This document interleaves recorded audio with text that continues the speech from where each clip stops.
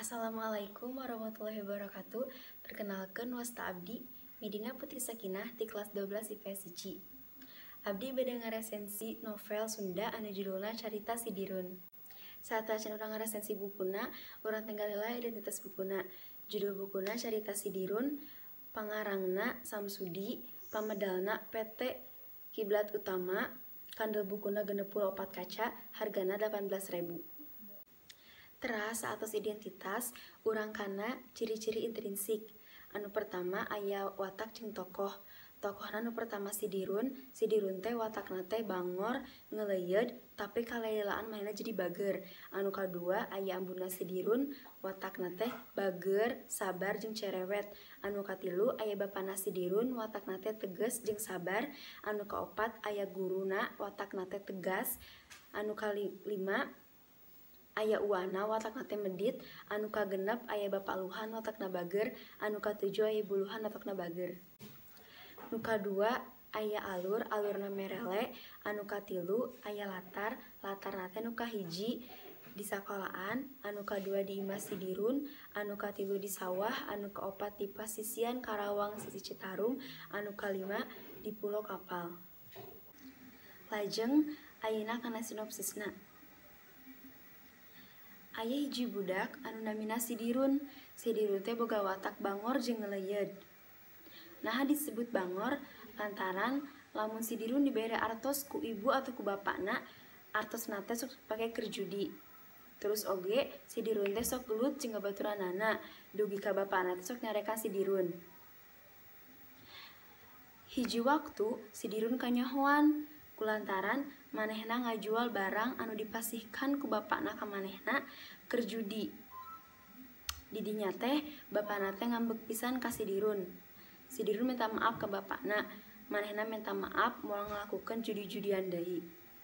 Jadi si Dirun ayeuna jadi budak anu bager jeung soleh. Hiji waktu si Dirun minta izin ka bapakna, manehna bade neangan manuk ka sawah. Bapakna nitip pesen kulantaran entong balik leuwih ti magrib. Saantos kitu si Dirun lempang ka sawah. Pas-pasan azan magrib, bapakna inget kulantaran si Dirun can balik-balik. Ibuna si Dirun teh milarian si Dirun ka sawah. Teka pendak-pendak kulantaran si Diruna pingsan ditubruk ku kebo. Pas di tengah-tengah jalan, si ibuna teh inget manehna teh eker nyen sangu. Manehna lumpat ka imahna. Pas nepi ka imahna, ibuna teh ningali imahna teh geus kabakaran. Si ibuna teh lumpat ka jero imah bade nyandak duit. Pas kitu teh duitna teu beunang, si ibuna ge maot. Teu lila bapana jeung si Dirun teh datang ka imahna ningali bahwa imahna teh geus kabakaran, geus tinggal abu hungkul. Tos kitu bapana jeung si Dirun teh sedih. Pas dikuburkeun ge nepi ka ayeuna bapana teh sok gering-geringan wae, nepi ka bapana ge maot. Pas ningali imahna kabakaran, si ibuna teh lumpat bade nyandak artos.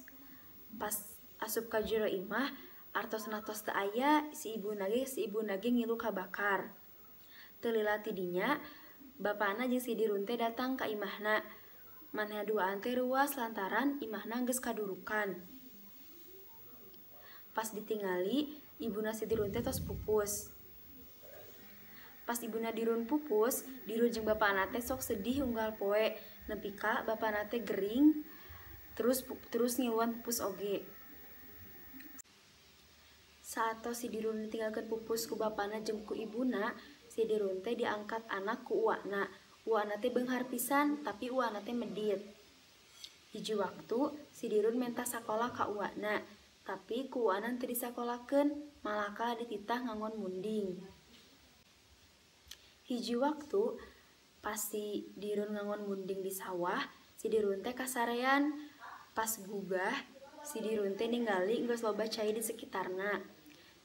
Si Dirun teh neangan mundingna ka mana-mana.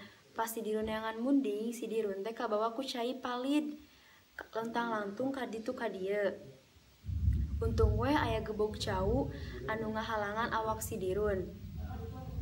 teu lila tidinya aya seorang bapak-bapak anu ngaranna Bapak Luhan.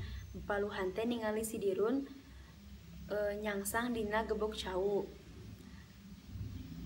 Saenggeus kitu ku paluhan teh si Dirun teh dibawa ka bumina, dipasihan terang ka istrina. Santos kitu paluhan jeung buluhan teh nyakolakeun si Dirun sehingga si Dirun teh ayeuna teh bisa jadi nalayan anu serba bisa. Mung sakitu sinopsis ti abdi, hapunten bilih aya kalepatan. Wassalamualaikum warahmatullahi wabarakatuh.